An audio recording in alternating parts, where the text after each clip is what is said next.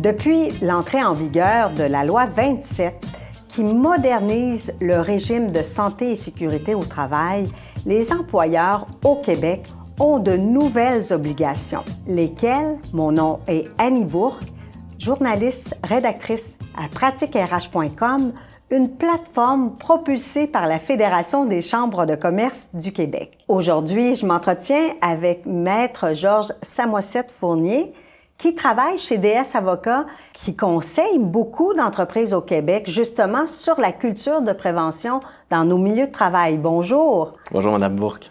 Alors, depuis le 6 octobre dernier qu'est entrée en vigueur la loi, est-ce que le téléphone a sonné chez vous? Bien, effectivement, ce changement législatif a suscité beaucoup de questions chez les employeurs au Québec. Mais ce qu'il faut comprendre, c'est que ce n'est pas une rupture avec ce qu'il y avait avant, c'est davantage une précision des éléments que l'employeur doit faire. Il y avait toutes sortes d'obligations, tant pour les employeurs que pour les employés, de voir à la santé, sécurité et l'intégrité de chacun. Maintenant, ce qu'on ajoute, c'est le volet psychique. Donc, c'est l'ajout essentiel là, des nouvelles dispositions. Quand on parle de volet psychique, c'est les risques psychosociaux là, qui s'ajoutent. Effectivement.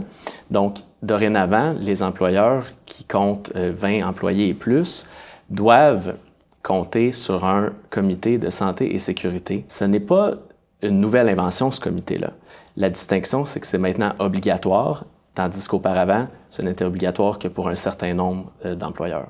Et cette obligation-là d'avoir un comité, d'avoir un plan de prévention, ça s'adresse aussi aux employeurs qui ont à peine des 19 employés et moins, là aussi? Non, c'est-à-dire que pour eux, à ce moment-là, c'est un agent de liaison qui va remplacer le comité. Okay. Donc, c'est une personne qui va faire la liaison entre les employés et l'employeur et d'autres entités au besoin.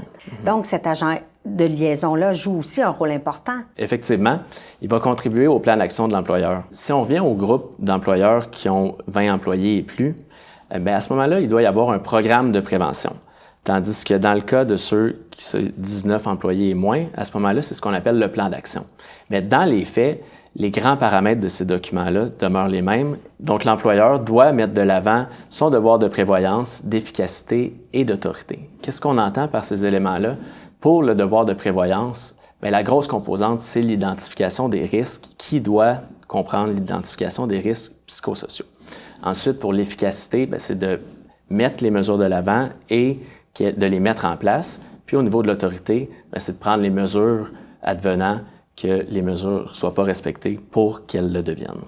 Puis dans le fond, le but de tout ça, c'est d'instaurer une culture de prévention. Tout à fait. Donc, la prévention est un élément clé qui fait partie du devoir de prévoyance, entre autres, de l'employeur, pour s'assurer qu'il ait une conduite diligente au niveau de l'ensemble des paramètres psychosociaux de son milieu de travail. Puis revenons aux risques psychosociaux. C'est un terme, là, Maître Fournier, qu'on n'entendait pas il y a à peine 4-5 ans. Donc, c'est vraiment important. Qu'est-ce que c'est au juste? Bien, si on revient à l'étymologie du mot, le volet psycho, ça fait appel à l'esprit, tandis que l'aspect social fait appel à le caractère social du milieu de travail.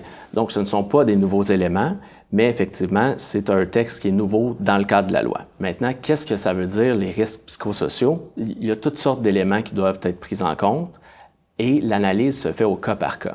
Quelques exemples qu'on voit, ça peut être au niveau de la charge de travail, ça peut être au niveau des interactions entre les individus. On pense au cas d'harcèlement qui déjà, par d'autres lois, dont la loi sur les normes, est réglementée. Donc, on pense aussi aux situations où il y a des enjeux de soutien ou de reconnaissance dans le travail ou des enjeux d'équité entre différents employés. Donc, ce sont certains exemples parmi plusieurs éléments qui peuvent constituer des risques. Et il faut comprendre, quand je disais que c'est au cas par cas, que le risque va varier selon le type de milieu de travail, entre autres, et même au sein d'un même milieu de travail. Si on prend, par exemple, un ensemble d'employés qui travaillent ensemble dans une usine, les risques ne seront pas nécessairement les mêmes que si on prend des gens dont le lieu de travail est réparti à travers la province. L'entrepreneur au Québec a une moyenne d'âge de 50 ans. Quel est le conseil que va lui donner s'il n'est même pas au courant des risques psychosociaux? De plus en plus, les gens sont au courant, mais il y en a certains qui l'apprennent. Ce qu'il faut comprendre, je dirais deux choses. Premièrement, l'obligation qui est imposée ici à l'employeur est une obligation de prendre les moyens pour arriver à un milieu de travail où on assure la santé et la sécurité de tous. L'autre chose, c'est qu'il faut absolument comprendre que c'est beaucoup de questions de bon sens qui sont dans ces nouvelles dispositions-là et qui reposent sur des éléments qui étaient en partie déjà en place. Donc, il est possible que quand on parle avec ces employeurs-là, comme ça arrive dans le quotidien, on se rende compte qu'ils ont déjà beaucoup de mécanismes en place, déjà beaucoup de bons outils. C'est parfois simplement de réorganiser un petit peu ou par écrit de leur documenter différemment, mais les employeurs peuvent être assurés dans plusieurs cas. C'est pas un travail qui est énorme de se conformer aux nouvelles dispositions, c'est simplement de réorganiser ce qui est déjà en place dans plusieurs cas. Maître Fournier, pour préparer l'entrevue, j'ai lu beaucoup sur la nouvelle loi, mais j'ai vu rien sur les amendes, parce que si quelqu'un ne se conforme pas, est-ce qu'il y a des amendes? Il y a deux grandes familles d'amendes. La première, lorsqu'on contrevient à une disposition de la loi, à ce moment-là, on parle d'une amende minimale pour une entreprise qui sera d'environ actuellement 1 700 $ et plus. Il y a un autre volet, deuxième famille d'amendes.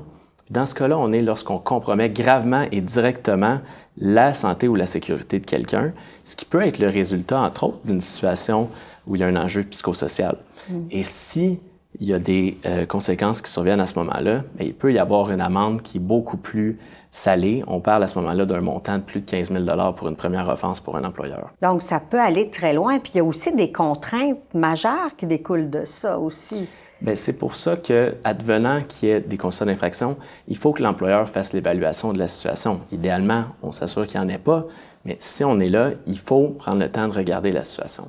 Parce qu'il y a beaucoup de conséquences qui sont parfois indirectes ou des conséquences qui sont insoupçonnées chez certains employeurs. Si je vous donne un exemple, il y a certaines dispositions de la loi sur la santé et sécurité du travail, comme par exemple celles où on parle de transmission de documents et tout ça, que si elles ne sont pas respectées, bien, une des conséquences, et qu'il y a une infraction, une des conséquences, ça peut être de ne pas pouvoir pendant une certaine durée obtenir les autorisations pour avoir des travailleurs étrangers temporaires, ce qui est un autre enjeu. Justement, les travailleurs étrangers temporaires, c'est un autre dossier, mais on le sait, nos entrepreneurs sont extrêmement préoccupés par ce qui se passe là, de l'autre côté de la frontière, mais aussi avec leur carnet de commandes dans un contexte de restructuration.